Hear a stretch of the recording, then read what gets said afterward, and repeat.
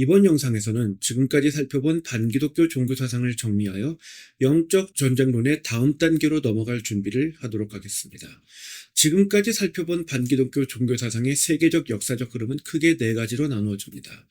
우선 인간의 자기우상화의 흐름, 즉 계몽주의 또는 인간의 인지능력의 우상화라는 흐름이 있습니다. 이 흐름은 극단으로 흐를 경우 대중의 판단을 절대화해서 마녀사냥의 흐름을 유발합니다. 그리고 때법의 일방적 정죄가 공장식 학살 체계를 정당화하는 마녀사냥의 흐름이 또 있습니다. 이 흐름은 하나님의 종들을 대적한 주요 반기독교 종교사상이며 종국에는 파괴와 피폐함이 반복되는 악의 순환고리를 형성합니다. 예를 들어 중세 로마 가톨릭교회의 마녀사냥은 종교 재판을 거쳐 프랑스 혁명의 단두대로 발달했고, 이것이 나폴레옹에 의해 전격전이라는 군사교리로 심화되어서 전 세계로 번져나갔습니다. 그리고 전격전은 전쟁을 겪는 양측 모두의 경제를 피폐하게 해서 내전이 발발할 수 있는 환경을 조성하며, 또 그렇게 해서 발발하는 내전을 통해 보다 심각한 경제공황 상태가 초래됩니다. 그러니까 경제가 무너지고 그러면 내전이 발생하고, 이게 반복되게 만드는 거죠. 이 전격전이라는 게. 그래서 그렇게 해서 악순환의 고리를 세우는 겁니다. 예수님께서 오시기 전 인류가 주로 취했던 반기독교 종교사상은 고대의 제국주의 황제 숭배 사상입니다. 물론 황제 숭배 제국주의 또한 일방적 정죄와 전체주의 학살 기계를 설치해 운용하는 것을 통해 스스로를 지탱했습니다. 그러니까 마녀사냥과 크게 그 원리를 보자면 다르지 않습니다. 모든 고대의 제국들은 그 시발점이 되었던 한 민족 또는 한 도시가 숭배했던 특정 종교, 특정 우상 또는 특정 인간 중심주의 사상에 기반했으며, 황제는 그 종교나 사상을 대변하는 대변자 역할을 자처했습니다. 그러니까 그 민족이 황제가 된 자신들의 왕을 지지해야 되는 이유는 자신들의 가치를 대변하기 때문이었던 거죠. 그리고 그 황제를 중심으로 다른 민족들 위에 일방적인 정죄를 가했고, 인종차별적 전체주의 폭력 체계가 거듭 설치되었습니다. 그러니까 마녀사냥과 똑같이 일방적 정죄와 전체주의 폭력 체계를, 학살 기계를 설치하는 거죠. 여기에서 일방적 정죄라는 것은, 그러니까 제국주의에 있어서 일방적인 정죄라는 것은 황제가 대변하는 그 민족이 다른 민족들보다 강력하니 다른 민족들의 의사가 어떻든 상관없이 황제의 뜻을, 그러니까 황제를 배출시킨 그 민족의 뜻을 일방적으로 다른 민족들이 따르도록 강제하는 것을 말합니다. 그리고 학살 기계라는 것은 이러한 요구에 불응할 경우에는 군대를 동원해 학살을 자행하는 폭력 체계를 운용했다는 말입니다. 마녀사냥과 프랑스 혁명의 단두대와 결국에는 같은 맥락인 거죠. 정치, 경제, 군사를 떠나 문화와 종교, 즉 세계관의 영역에서 기독교를 제외한 인류의 일관적인 사상은 혼합주의 범신론이라 할 수 있습니다. 그리고 범신론 세계관은 처한 상황에 따라 형태를 변이하여 유일신론, 무신론, 다신론 또는 다원주의, 이신론 등 여러 형태의 종교와 손쉽게 연결될 수 있습니다. 그리고 이 중 무신론과 이신론은 오늘날 극성을 부리고 있는 과학만능주의, 즉 계몽주의 인간 우상화 사상과도 연결됩니다. 범신론 세계관, 마녀사냥, 전체주의 학살 체계는 제국주의 황제 숭배와 혼재하기도 합니다. 예를 들어 초대교회를 핍박했던 로마 제국은 다신교, 즉 종교 다원주의 내지는 범신론의 한 형태를 취했고, 그중 중심되는 우상으로 황제를 숭배했습니다. 그리고 황제의 영광을 추구하며 황제의 뜻을 관철하기 위해 군사적 폭력 체계를 적극 활용했습니다. 그러니까 범신론이라고 해서 종교 평등주의가 아니에요. 그러니까 범신론이라고 그러면 신들이 많다, 다신교 이런 거기 때문에 모든 것이 신이다 이렇게 말하는 거기 때문에 모든 신들이 평등하다 이렇게 말하는 것 같지만, 그 중에 한 형태를 취하자면 제국주의가 되는 거예요. 거의 모든 제국주의는 다신교를 섬기는 동시에 그 중에 중심되는 신의 아들로, 중심되는 살아있는 우상, 살아있는 신으로 황제를 숭배했습니다. 그러니까 반기독교 종교사상은 그것이 범신론의 형태를 취하든 제국주의 황제 숭배의 형태를 취하든 마녀 사냥의 형태를 취하든 아니면 이것들이 혼합된 범신론 세계관의 형태를 취하든 궁극적으로는 일방적 정제와 전체주의 학살 기계를 설치하는 것을 궁극의 목적으로 삼으며 그 결과는 또 다른 학살 기계를 부르는 경제적 패망, 경제적 피폐함이라 할 수 있습니다. 그러니까 반기독교 종교사상이 궁극적으로 하는 것은 기독교만 핍박하는 게 아니라 다 망하는 거예요.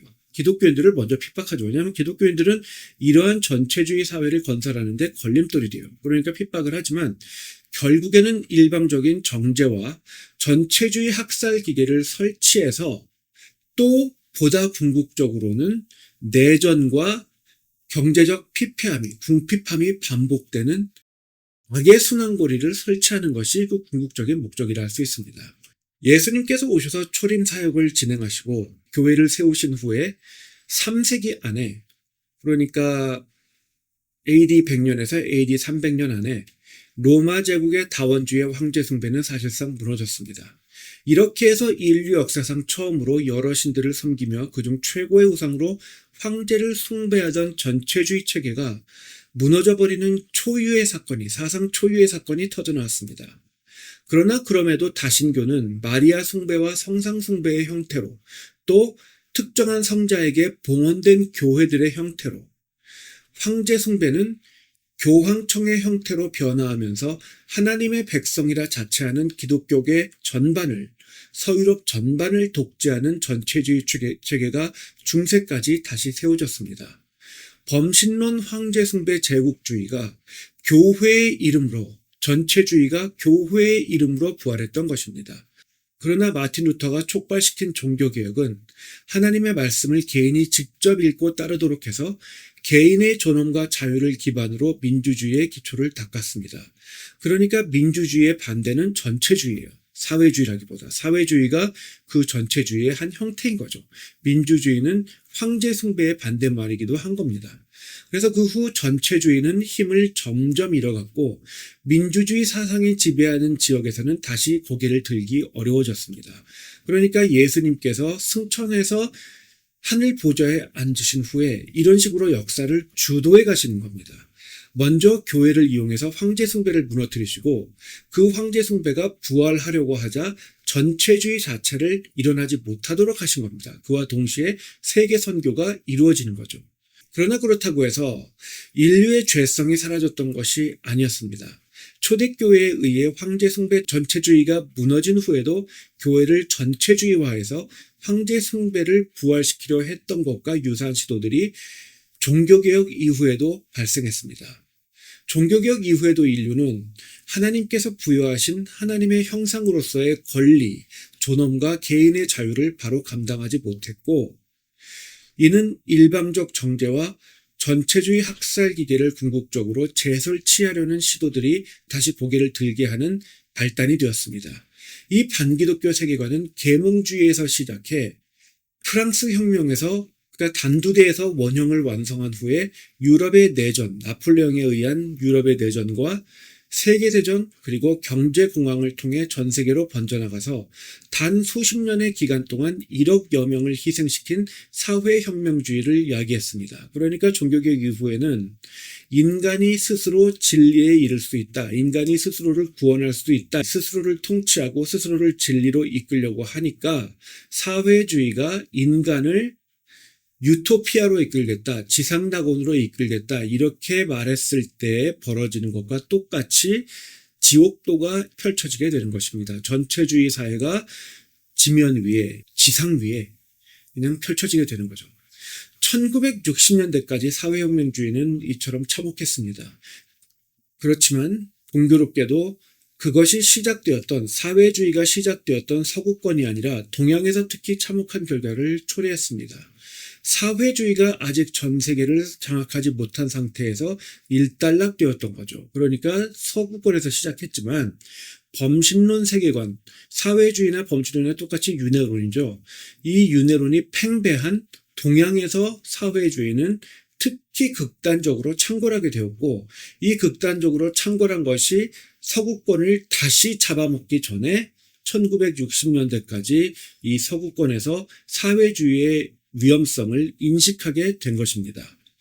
당연히 인류의 죄성은 이 정도로 만족할 수 없었습니다. 왜냐하면 전 세계를 장악하지 못했으니까요.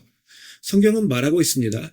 이 세상과 세계교회는 타락하고 절대악과 동화될 것이라고, 그렇게 해서 하나님의 심판을 받을 것이라고 성경은 예언하고 있습니다. 그런데 아직 그것을 이루지 못했죠. 그러니까 인류의 죄성 또한 만족을 못하는 겁니다. 그래서 절대악으로 현실에서 증명된 사회주의가 1960년대 이후, 그러니까 바티칸 공의회 2 이후 다문화, 포스트 모더니즘, 평등주의의 옷을 입고 급속도로 진행되는 세계화와 함께 다시 전 세계적으로 창궐하기 시작했습니다. 그리고 이제는 심지어 교회 안으로 들어와 해방신학이라는 이름을 자처하며 급속도로 번져나가고 있습니다.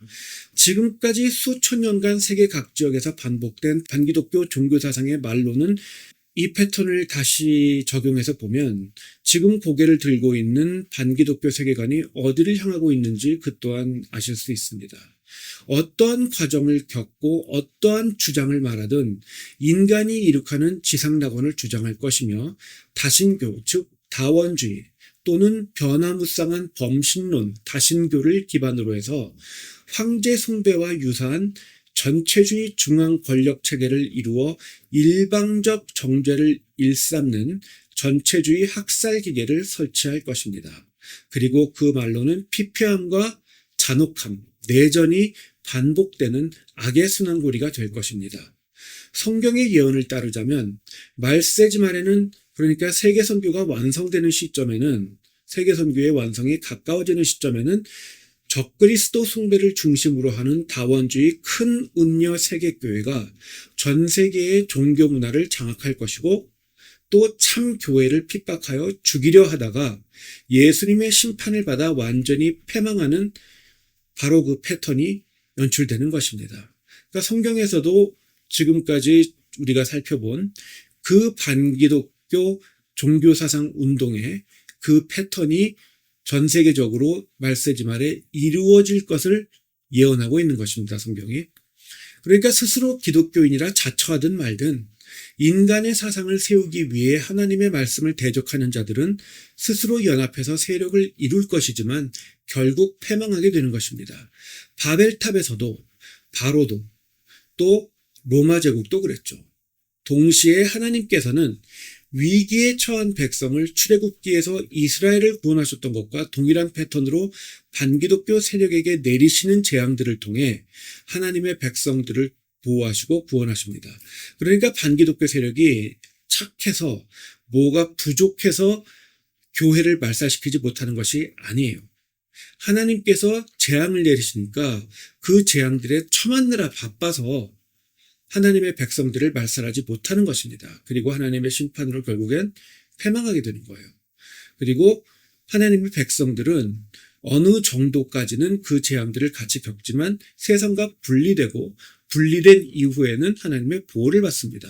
그러니까요, 예수님 오시는 순간까지 선교를 하겠다? 아니, 불가능해요. 참교회는 세상과 분리가 됩니다. 그 이전에. 그러니까 선교가 무슨 우주 끝까지 인류의 역사 끝까지 벌어질 사건인 것처럼 말들을 하지만 그렇지 않습니다. 선교가 허락된 기간이 있어요. 그 기간이 끝나면 물론 예수님께서 다시 오시기 전에 얼마 남지 않은 시점에 그렇게 되겠지만 참 교회는 세상과 분리가 되고 그 이후에는 선교가 사실상 어렵게 됩니다. 사실상 불가능하게 돼요. 그러니까 반기독교 세력이 스스로 뭐라 자처하든 우리는 이처럼 그들도 알지 못하는 그들의 목적과 결말을 알고 있고, 또한 그렇게 앞으로 벌어질 상황에 대해 당황하지 말고 단호히 대처하라는 명령을 받았습니다. 정말로 하늘 아래 새 것이 없습니다. 다음 영상에서는 종교개혁 이후의 반기독교 세력의 발달 과정에 대해서 보다 자세히 살펴보겠습니다.